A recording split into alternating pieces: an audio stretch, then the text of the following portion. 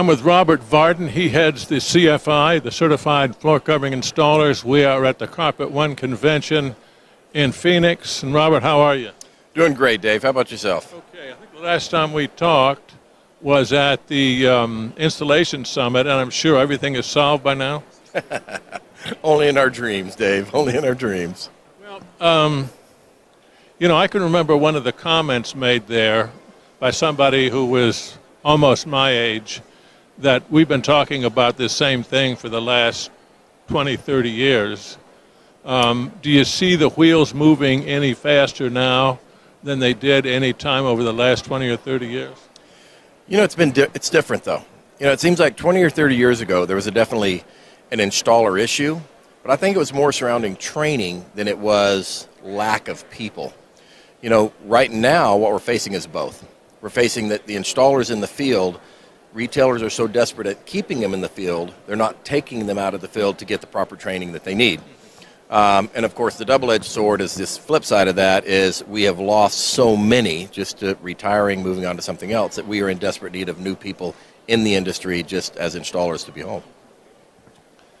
Are retailers, if they were given the job of going out and recruiting apprentices, do you think they would be able to do so in their towns? I think if they had the information, like you had mentioned the summit, the group that's kind of working on that right now, we just met again in Vegas, they've got great ideas. At CFI, we've been looking at that same picture for the last 3 years.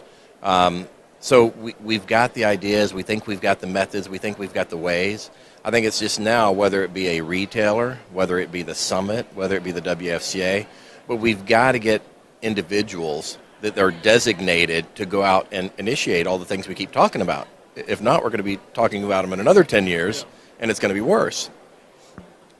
It just seems like the problem, one will be able to solve it, at least do a better job than what's happening now on some kind of local level. Maybe if they were a program. In fact, maybe this whole problem can be solved best locally by individual retailers with tools that were offered by WFCA, CFI, and other organizations. Well, and it's odd you state that. That's one thing we've looked at, just looking at the state of the industry and just the methods in which retailers are trying to go about it. Because as you know, I'm CCA, we're here now, and Surfaces, and the Mohawk convention before that. And it's become such a topic because, I'm just an installer, and suddenly now they want installers up here speaking at all these conventions about the installation issue. But I think that we've got the tools and the resources, and I think if the retailers, and we've looked at programs to work with retailers to more help them help themselves, kind of just what you just said. That obviously, even for a group like WFCA or CFI, for us to try to do everything that needs to be done, and believe me, there's other great associations, the NWFA, the NTCA, all of us are looking at we've got to do something. And if it is nothing more than us putting together the tools and the resources that the retailer needs to do it kind of almost by themselves, or in some way we're assisting them to do it, I think that would be a good fit.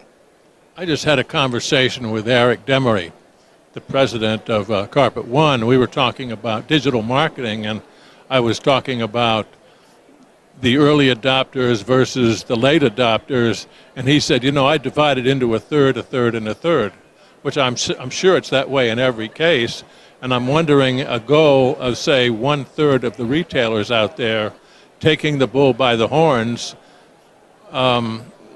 with whatever would be recommended by your group and other groups, if that wouldn't be at least a way to get things moving better than they've been moving over the last 20 years. Yeah, but you got to understand the state of the industry. Even these retailers here, in a session we did here a couple days ago, all of these, the majority of the retailers are still running independent contractors, or they want to call them independent contractors. From IRS standing, you and I both know they classify them as employees. It's just how they're being paid. But it makes it very hard for them to do what they need to do. In other words, they're needing installers is their problem, but yet they need an avenue or a mechanism to train and bring guys in. In order to do that, we've got great programs to bring kids in. If I go back to even my own shop, we could take a kid and say, look, here's where you'll start. And this is kids fresh out of high school. In 3 to 6 months, if you learn these skill sets, this is where you can be. In another 3 to 6 months, you learn these skill sets, and here's where you can be. And any of those kids look at that and say, oh my gosh, you mean in, a year or 2 years, I could be making $16, $18 an hour? And where do I sign? One, we don't have groups or individuals giving that path to these kids that are just coming right out of high school. And as far as from a retailer, how does he do that if he's going to hire him as an independent contractor? And even the sessions we've done here, that's what a lot of these retailers are looking at. They're aware of the IRS and what they're doing, and they're coming down on so many of these retailers because of that issue. So I can't tell you how many times I've been approached by members here, even at this show, like many shows recently, of how do I do that, Robert? What would that outline look like? What would that mechanism look like? I mean, we're literally looking at maybe, CFI, working with the university, maybe WFCA, of actually structuring those outlines. I mean, my background. I've ran Workrooms since I've been in this business. And so to me, that's a very easy thing to do. Maybe that's a course we need to put together. I think I'd probably fill us up for the next 3 years.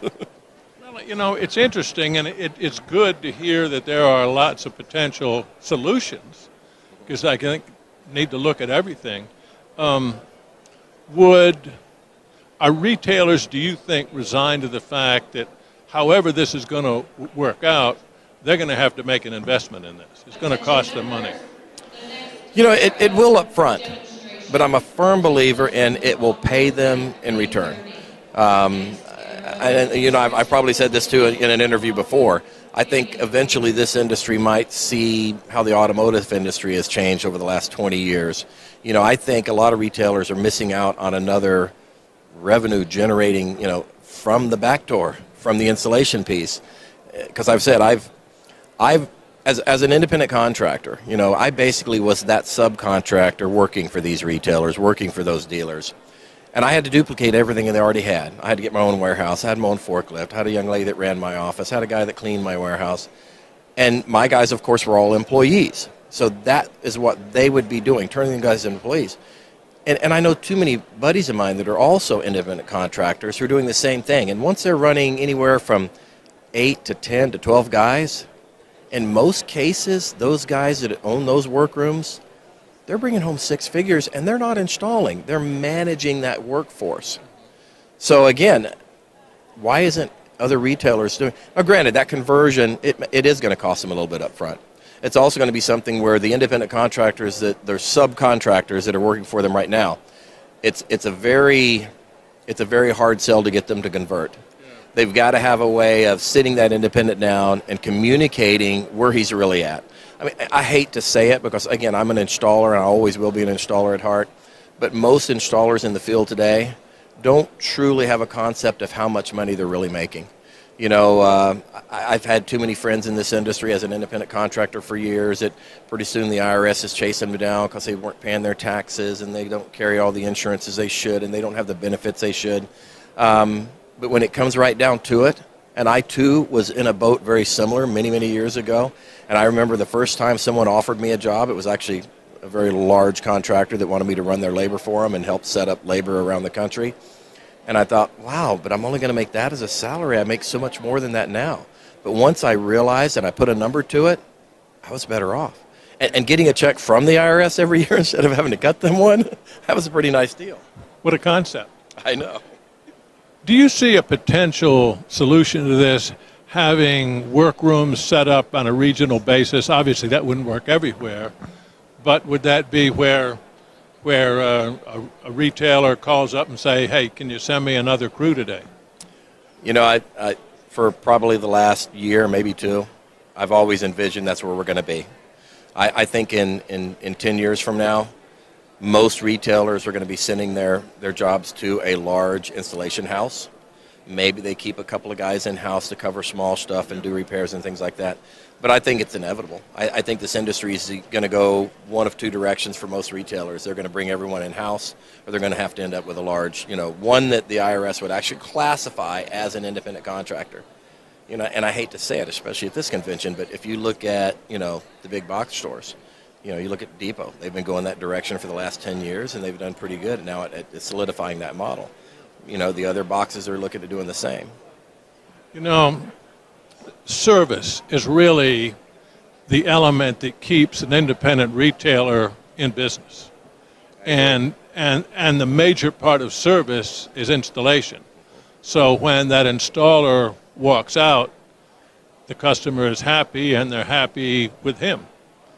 Correct. You're in the business of certifying installers.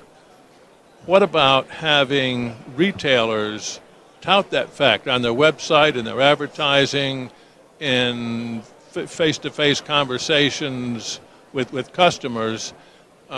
Even if the customer has no vague idea what CFI is, I think that would be a very strong element. What do you think? I totally agree with you. We have selected retailers around the country that have done that. We've got letters of different testimonials where they've been extremely successful doing that. My job with CFI, I've always felt if we could reach the consumer, which is a very expensive, taunting task, but if we could reach that consumer to where suddenly they're walking into your store and they're, by the way, are your installer certified? Even if it's not CFI certified, but if are your installer certified?